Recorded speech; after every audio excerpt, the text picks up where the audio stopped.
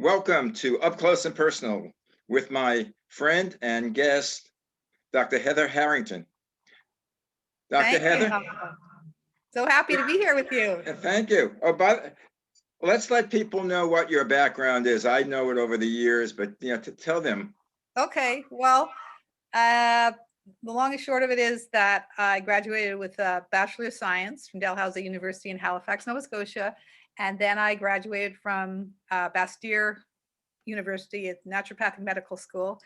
And so I'm a doctor of naturopathic medicine, and I specialized in homeopathy and in counseling, basically working with people who have been traumatized. Worked with a lot of people who've been sexually abused because the Archdiocese in Vancouver sent me people who had been sexually abused by priests. So I was lucky because I had also in Nova Scotia worked with people who had worked with and been friends with Wilhelm Reich. They're quite old, these people at that time. And I had learned how to do the body-mind connection. So when I got out of naturopathic medical school, I went to Vancouver, and there were all these people with the Archdiocese coming. And then I ended up doing these retreats on Galliano Island in this house for many days. And so that's why now I'm just getting to the end of writing this book called Transforming Trauma, a drugless and creative path to healing PTS, because that's really what I specialized in. And I'm really excited to write that book. And I just finished writing, and it's out there now, Surviving a Viral Pandemic Through the Lens of a Naturopathic Medical Doctor. I also, with Avi, my husband, we write musicals. And I also did a solo show on my own sexual abuse. And I write radio plays and essays and novels. And so I just really believe in the creativity of healing, that has really been my way. First, it was dance over the years when I was going to school, and when I was practicing, I would always dance. And so it's like I have a two-pronged approach to healing. You have to balance the biochemistry naturally and tell or revise the story. Some people don't want to tell the story. They don't want to go back to what happened, but you can take that energy and create something new. Do you have any time to sleep? People ask me. It's just I just love doing things. I have a niece whose nickname is Biz. There's something in our genes we just like doing. Yeah, when you were talking, I sort of was all of a sudden got tired. Oh, I'm sorry. I'll talk slower. No, I just got tired of doing so much work. Yeah, I want to rest now. A question for you. I meditate every morning, though. Oh, yes, so do I. TM, Transcendental Meditation. That's where I started, and then it's added to that. Yeah. What is the difference between your doctor's degree and a medical doctor degree? What can you do and what can't you do? Well, it depends where you are, what state or province you're in. Like where I practiced for a long time was in British Columbia. They now have pharmaceutical rights, so I could, and that can happen here too. But I've chosen really not to go down that path because I'm really staying true to natural medicine. I don't want to, if someone would have to take a pharmaceutical, which is fine. I mean, that's another, that's another, if it's an emergency. But I always chose not to do that. So I can prescribe botanical medicines, homeopathic medicines. I can do counseling. I used to do a lot of detoxification of my patients, put them on a program for 35 days, designed that program. And so, yes, there's certain things that we can't do, but there's certain things in certain states that we can do. We can do minor surgery. I think that we should be the first stop for people, because I think that it starts with prevention. We of course, really want people to take care of their bodies and minds. And then if they need to do pharmaceuticals, that's along the way. I think what's happening now, and you see this, so many people with underlying conditions, is because they don't start that way. They don't start with preventing and understanding how the body heals, and even, say meditation for the mind, really making sure you stay hydrated, making sure you have enough the vitamin and minerals that they're really, in those foods that you eat. And also we realized that this wouldn't have been a concern 100, 150 years ago with the early naturopathic doctors, but now one of the major things to do, of course, is to make sure that you're detoxifying. And so putting people on a daily detox, that's completely different than medical doctors. 99% of medical doctors, some of them understand, but we have to understand how those toxins affect our body. And now what I was thinking, a lot of the drugs that we take, and I'll use the word drugs, are from natural sources. I know, like, let's say marijuana, opium. Are you able to dispense marijuana or opium or drugs like that? No, because that's natural.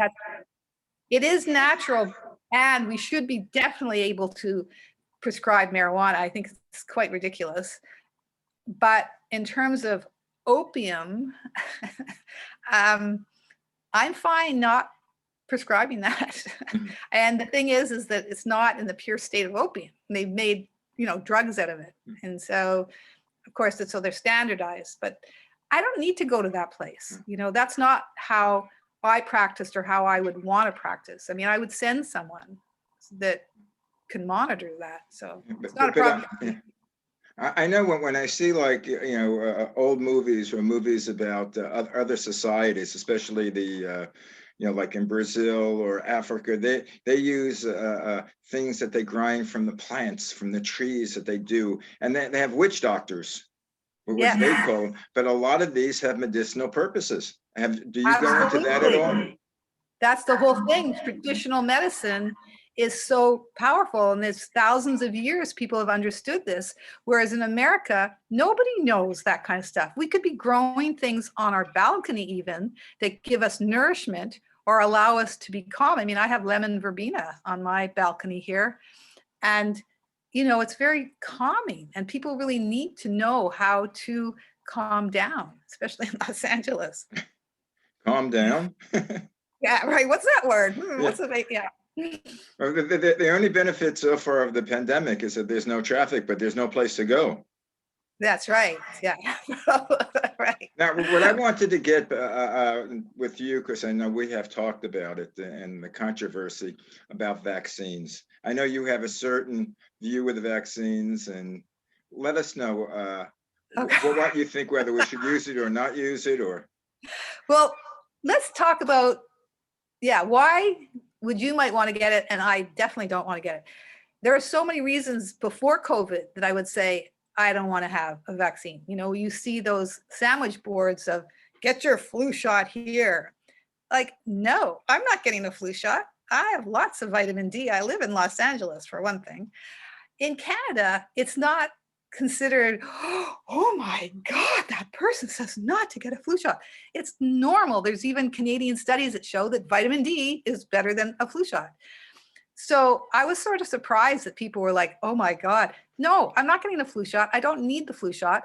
There are side effects like Guillain-Barré, neurological condition. There's no reason to get one if you eat well. And in fact, when the 1918 Spanish flu happened, there is a tribe of Native Americans outside Carson City, Nevada, and there was a government medical doctor, kind of overseeing them, and he said to them, why is no one dying? Now, they would get the flu, but no one was dying. They said, oh, we have this root. It's called Lamatium root. I have that in my book. And we were taught that at school because Max Barlow, who was friends with the medical doctor, brought it out to the world. He would come and visit the school. And now I'm in touch with his daughter, Jane Barlow. She has Barlow Herbal Specialties, I think. And she's, I believe, in Utah. Hope that's right, Jane. And so there's one plant. Well, there's also elderberry, there's also glycyrrhiza, and there's also a slew of Chinese medicine that the traditional Chinese doctors know. So there's no reason to take that flu shot when there was mercury in it. Now they'll say, oh, well, we took the mercury out. Well, there's a whole lot of other things in there. I mean, I don't have the list beside me right now. I could get it, but maybe for another time. But there's things that are really toxic. And that mercury is actually in the base. They may not put it in after, but they make a base to add these things. Then, there's fetal cell tissue. Well, I mean, I'm not anti-abortion at all. I'm pro-choice. But the truth is, I don't want somebody else's DNA in my body, because you don't know what that's going to do. And people, the scientists, do not know what that is doing. There's no way. Bring it to today, to the COVID vaccine. The COVID vaccine, first of all, is not even FDA approved. Second of all, it's more like a genetic manipulation tool. It's supposed to I look at it and I think, how does that happen? But it must be sort of an epigenetic mechanism that they think that it's going to repel this virus. Well, this virus is not a really bad virus. I know if you're in New York City, you're going, oh yeah, look at all the people that died. But why did they die? I mean, we have to understand that Americans are in really bad health. One is because, as I said, the prevention is really low. Eating Doritos all the time. We just don't take care to there goes my sponsor. I was going to go to Doritos to see if they would sponsor our show. but the question that I have pertaining to what we were talking about, you just said, is you per se, let's say your body has built up over the years a certain immune system because of the way you eat and take care of yourself. Right. How about me? I mean, I haven't taken care of myself. I haven't built up my immune system. I know I eat too much red meat. I eat too much carbohydrates. Thank God I'm not overweight. But when I consider of taking, and I'm in my 70s, so when I consider the risks of taking a vaccine or the risks of catching the virus, I think that it's better for me to take the vaccine and take my chances with that versus taking my chances of getting COVID. Okay, so is that your dog? I don't have a dog. I keep hearing a dog barking. It might be someplace outside. Oh, it's outside. Okay. Okay, first of all, like my husband's a teacher. They want him to get a vaccine. I hope he's not going to get it. Every day, because I'm on these lists, there's something called VAERS, VAERS, vaccine adverse reaction. And it's only 1% that reports, but almost every day, every 2 or 3 days, I hear of another person dead. Today, an older Black woman, 4 hours after she had the shot, dead. Another person had a stroke. All these terrible things that are happening with the vaccine that they're not telling you about. If you look at that website, it's a government website. They're having to pay out a lot of money because they're not forcing the manufacturers of the vaccines to be liable. So if anything happens, you're out of luck. 2 medical doctors died in the last month. There's all these people I'm like, no, don't get near me, because I could tell you right now, Malcolm, it's not a terrible thing to eat red meat for starters, but you should do it grass-fed and organic. And carbohydrates are not a bad thing either. There's all these myths. Carbohydrates, you need the carbohydrates for serotonin. So I could work with you to show you how we could make your diet, really top notch. But the most important is the daily detox. We have an infrared sauna here, but I'm finding I'm doing the cold water cure in the pool. It's about 57, 58 degrees. I do it for 5 minutes and really boost my immune system. There are so many ways. They're telling you that this vaccine is going to stop you from getting COVID. But now, what is COVID? There's so many variants. It's an RNA virus. It mutates. It may not mutate as fast as the flu. It definitely doesn't mutate as fast as AIDS, which is why there was never a vaccine for AIDS. But they're still trying to give you this protection that plants can give you, supplements can give you. And excuse me. But I think it's too much of a chance. You have to. There should be a way that you have you can make all your more than theories, but actually theories, express it to the public, because you really don't hear this on the air. I mean, people are always saying, even Fauci, or when they talk about the virus, that's saying how bad it is, which is true, but they don't say what a person could do to protect themselves, or protect themselves generally as far as good health. All you see on They never television, talk about it when all it they talk first about, happened. all they talk about TV or drugs in case you have so and so. They don't talk how to prevent Exactly. so and so. And also, I see on the morning news, I love the morning news here, but when it first happened, they'd say, "Oh, isn't that great? They brought us this whole box of donuts." I'm like, you're telling me that that's good for our immune system? That's the worst thing you can do, is have sugar. Yeah, So, and then Fauci didn't tell us, anybody, for over a year that, oh yeah, I do take zinc and I take vitamin D. Well, why didn't you share that with people? I mean, it really bothers me because people who aren't uneducated, and which is, poor whites, but also a lot of Black and brown people, there used to be these billboards around where we live here in Sherman Oaks, up in Van Nuys, really. And it would show a mother with all these beautiful colored vegetables. I don't know what happened to that. That's what they need to do in this whole city. Teach people how to eat properly. well, Because and that's what's not happening. yeah, wasn't that Michelle Obama was getting into that and growing the plants and vegetables in the White House? Yeah, that's right. And But then Trump, plowed it all over. Yeah, that never went to any place. But I know, yeah, that was so I don't sad, know. but that's exactly what has to happen. I don't know if it's true or not, because I got into, for a while when I was in my 20s and 30s, back into the Eastern religions, Hinduism and things. And again, I think I don't know if I mentioned on the air, I do transcendental meditation. Right. TM, 20 That's minutes, where I started. 20 minutes. And Yeah. I used to go to all these swamis in New York. They had these lectures, and we went there and we did the Om Shanti Shanti Shanti before we did anything. And Right. And they said, like, we have to get with the world has a vibration, a certain Yeah, rhythm. that's right. Get into that rhythm with the world. Yeah. And I know I think that's when I go. To me, it's the beach. Some people it's the forest. But I love Right. going to the ocean. Right. I love walking along the sand. I love hearing the ocean. It's something very Absolutely. meditative to hear the waves crashing. And I think Yeah. this has been going on like millions and millions and millions of years, I know. before man. But I Yeah. also feel that, when I got into this, that the body itself is a healer. That I think if we could, or know what we're looking for in the mind, that our mind can produce all these antibodies to protect you. Mhm. I mean, I always think, in Yeah. fact, when I do I'm sure that, meditation now, I'm saying I don't know what it is, but give me the antibodies for the virus. I think we could heal ourselves. yeah, And then, if the mind is that developed. right. Yeah, absolutely. Yes, yes. But I healed myself of Graves' disease a number of years ago, and that was quite extraordinary because there was I'll get a little technical here, but the thyroid stimulating hormone TSH, you have to have a little bit of it. If you don't, and I didn't have any, they couldn't even find any of it, and we didn't know what to do.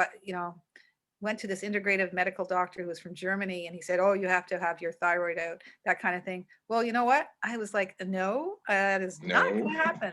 No way." So, I did what I had to do to take care of it. And one of the things was just really being happy, because Dr. Graves, as well as Dr. Perry, and you can listen to this on my podcast. I think I put it on, it's episode 12, is that they understood back in the 1800s that a deep grief would bring this on in terms of your thyroid going off.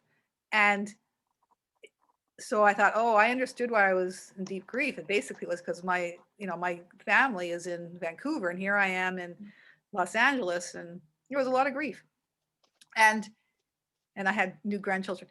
And so I had to come to terms with what was going on. But really, it was like, oh, once I get happy, everything, all my hormones just, leveled out. And it took time, took some Chinese medicine, as well as a little bit of Tapazole, which is allopathic. And a little bit of marijuana. Yeah, I don't really like marijuana, to be honest. I did as a kid, I guess, but I just like you, I love nature. Yeah. And even the palm trees, I've really grown to love palm trees, even though I came from Canada. And I think that they're showing now, like in Japan, they talk about every week you should go to the forest. It's called forest bathing, and that actually boosts your immune system. Yeah. They've shown the studies. I And have we several. I go have ahead. several shows that you should listen to. One is called Courtney on Health, Yeah. which she's like a dietitian and a physical. She does exercises and physical therapy. I don't know if a therapist, but she works individually with people and talking about eating, and she talks about a lot of what you've been saying. And Yeah. and I have another show called Many Shades of Green, which is basically about the ecology and how the world is changing. But we've had some people on trees and the healing effect that trees have on people. Oh, great. Yeah, yeah. And we have people that talk to trees. I know people who talk to trees and talk to plants because they're alive. Yeah. Yeah, exactly. I go over to the park or even the trees around here and I just lean against them just for that energy. You're over You here. can Well, take every, yeah, we live in the same complex, and I know I do some of my walking. I sort of like warm up over here before I go to the park. But every once in a what I do is every time I just look around. yeah, It's amazing how people don't look. Even me, who they don't look at where they are. And I go around there and I see these huge, especially I love the cactus. yes, right. And I see the cactus, and then I Love see the the cactus too. palm trees, especially now when it's been so damn windy. Oh, the palm And, trees I just really connected to palm trees lately, really connected yeah, to them. and they are so majestic. They Blowing. are, and they're so strong and they go so deep into the earth. And so you think they're going to fall over because they're so skinny and tall, but they don't, even with all that wind. It's Right, just, right. But being from back east, I had a summer house in Fire Island, oh, and there's a nice. place called Sunken Forest there. And you see all the plants that have survived, and they're gnarly and they're twisted. And I think how strong they are. Yes, I know. I And know. I know. even when we walk the street over here, outside over here on Magnolia Boulevard, Yeah. the trees are so strong. You see the roots coming out and cracking the sidewalk. And Yeah. people look at that, oh, look what the tree's done. No, it's not there. They are That's surviving. right, right, right, right, right, right. I give them credit. Yes. Of And you course, know that they, I'm not a landlord, so I don't have to fix it. well, yeah, but still, it's just to be able to just accept, not just honor the fact that this tree has a life Right. and And it's surviving struggling to survive. and is struggling. And you've probably gone over to Trader Joe's lately and seen across the street at the Sunkist building that they cut down 50 magnificent trees. 50. Yeah, It's there. had Now you can mentioned see that the to me. highway. I think it's just so shocking to me that people don't understand their environment and how important that is. You know, No, one of no, the that's one of the things that I actually don't really say that much in the book, I mean, I say a lot of natural stuff about the trauma, but how important it is for our environment, whether it's architecture or a natural setting. I mean, we really need that. We need to connect with each other and we need to connect with the earth. And if we don't do that, I just think it's all over because we just are not learning our lessons. well, as I said, that's what I should have you on as a guest on the Many Shades of Green, which Yeah. take a look at the show. That's Maxine Margot Rubin is Okay. she's been doing that show for years, and I just got her now on the Zoom casting. Oh, great. But basically, that's what we talk about. We don't, well, of course, we don't pay attention to nature and what's happening, and of course, the world is soon we're going to have to fly to Mars to live I because we're know. not going to be able to live here. People are so greedy. So greedy. But the thing is, we don't, again, we don't look around us. We don't enjoy ourselves, and especially even now more with the kids and I find I do it also with my cell phone. Yeah. Walking Right. around with the cell phone or the music in your ear and you're not paying attention. Yeah. Yeah. I refuse to do that when I walk around. Well, I love, one of the great things about where we do live is that there's a lot of people that you'll see and you really do feel like part of a community, even though it's an unintentional community. It started out as an intentional community in terms of Horace Heights, musicians, but now it's unintentional, but we all when people have those things in, it's just, I always feel very disappointed because I want to say hi. I want to say, how was your day? You know, and we keep isolating ourselves and isolating ourselves, isolating. So we're just this little tiny person Yeah. and we can't see anything but, you know, our own problems. Well, I make a habit, and sometimes my wife criticizes me for it. I speak to people. I speak to people I God don't know. forbid, Malcolm. I I go into an elevator, and as Me we're too. driving up, I say, "Hi, how are you? How was your day?" And people Exactly. look at me like I'm crazy. Yeah, that's so funny. I didn't realize that you did that too. Yeah, Yeah, my and daughter gets very like, Mom, what right. are you doing? Or I say, well, where are you going? And Anna says, you can't. And Anna says, well, you can't be that, nosy. People might object. A thing Right. that I do is I'm an internationalist. I think that the world is one. Everybody belongs here. And I'm Yes. very curious to find out where people are from. And Yes. especially if they have an accent or different shades, and it's no, I'm not commenting on them, I'm accepting them, I'm saying good, it's an international world. Yeah, And you're rejoicing in them. I've had friends over the years, I think, of every nationality, Uh-huh. and Anna herself is Salvadorian. I'm second generation Russian. Now Right. you're a strange mixture. What the hell is a Canadian? Well, we're pretty nice. I mean, at least we're polite. I don't know how nice we are, but we're very polite and we were reserved, but I think that the internet has changed that a bit. And I think that certain things that have happened, but um, I think we definitely a gentler people. I mean, I find like when I moved my mother was from, well, she was from Scotland, but she moved to Pittsburgh when she was 11 because her parents died and she went with an aunt.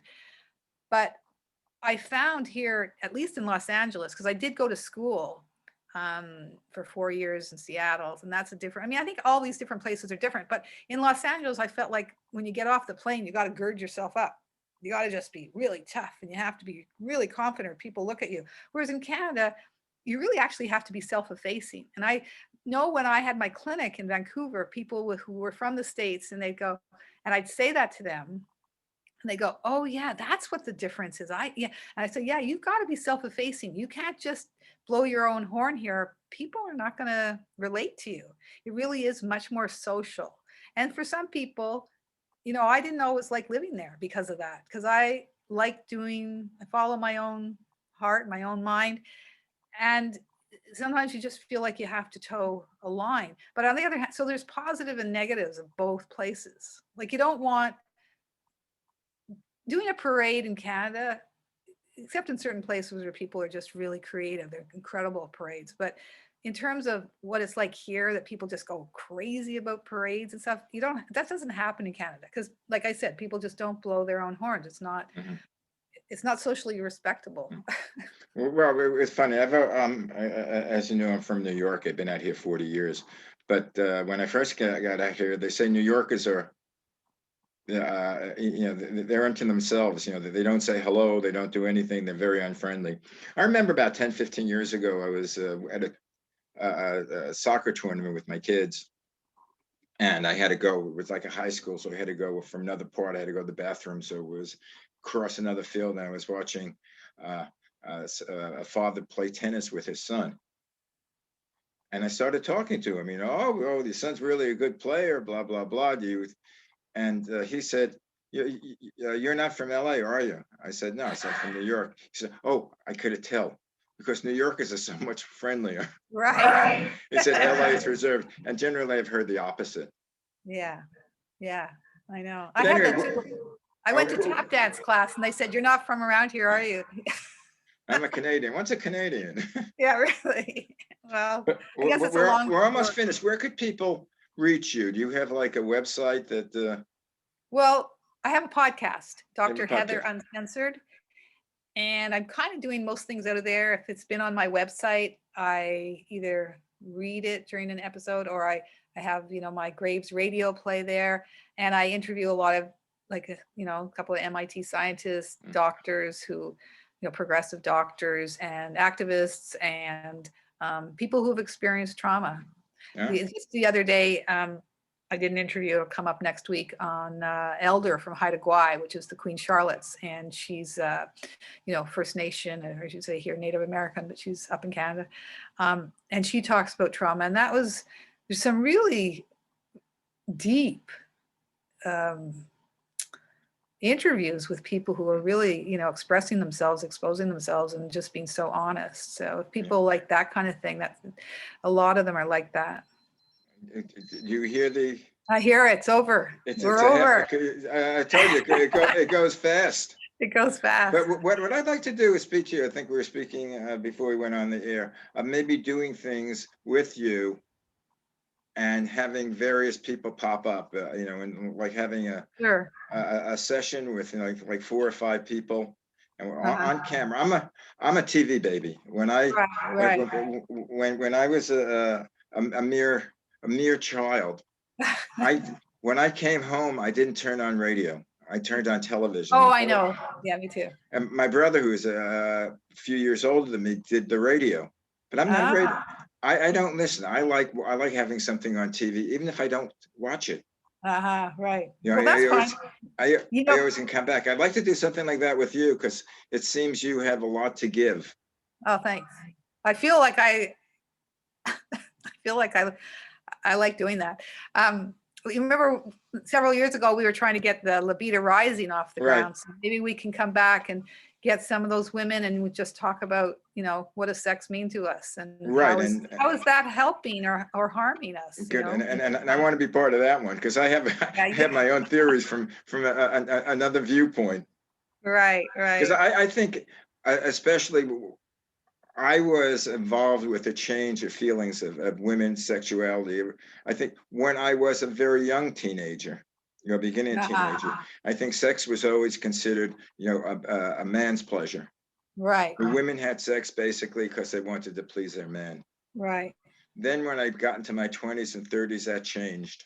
Right. That changed. Women said, no, I want to enjoy myself also. It's not only for the benefit of the man. Yeah. Yeah, it seems like such a long time ago that was true. Yeah. And even though I was talking to someone the other day, and back in 42nd Street, they used to have all these porn shops. Right. And occasionally I'd go there, because I don't mind browsing and looking, and they were all men. Right. Now when I pass the porn shops on Van Nuys Boulevard, I see couples coming out. Yes. Yeah, completely different. And they have their little bags, and they're looking at it, and they're laughing. Sex is something to enjoy. That's what we wanted to talk about. Not so uptight anymore. Right. Anyway, that could be the beginning of a whole new show. And with this possibility, again, I always did like on-air type of things, whether it be radio or TV, but it was limited. With the internet, we're not limited. That's right. This show, you can tell that your relatives and friends in Canada to watch it. That far off place. Yeah. Right. Well, that far north, where there's so much snow. And Scotland. In Scotland, yes. I don't know if you have any of your mother's relatives still alive or still around there. Well, she was an orphan. And so her sisters and her one brother came over. That's a story in itself. I'll tell you sometimes but I know my cousins go, my aunt is 99. And until the last few years, they used to go, I think almost every year to Scotland. My grandmother was from Ireland, and that actually, I've been to Scotland. I haven't been to Ireland, so I like the Irish. I like the Irish. I think I'm more the Irish. Yeah, I think your hair. That's your hair is like a little of the Irish in you. The Irish. Yeah. And then, well, I have an affinity for the Irish because I was bar mitzvahed on St. Patrick's Day. Oh, fun. March 17th. And also, I think Jews and the Celts. There's something about that. I've always noticed that. I don't know what it is. I think they're Jews and everybody. Yeah. Aside from the white supremacists, but that's another show. Anyway, my dear. Oh boy, yeah. Dr. Heather, it was a pleasure having you on. Thank you so much, Malcolm. Really appreciate it. And we'll get together and we'll see if we could do more of these shows. Yeah, and remember when you're walking around this place, don't put those things in your ears. Okay, and we'll be looking at the trees. And tell your friends you can go over to malcolmpresents.com. Okay. This one is up close and personal. I have like several shows on there. Okay, up close and personal where I interview famous people like yourself. Okay, or people that can contribute. And I just had an interview by Authority Magazine. That's the new online magazine, I guess, from Ariana Huffington. So if anybody gets that, just go to authoritymagazine.com and put in my name. You got it, kid. Thank you very much, and send my Okay. love to Avi. I will. And you too. Bye. Bye-bye.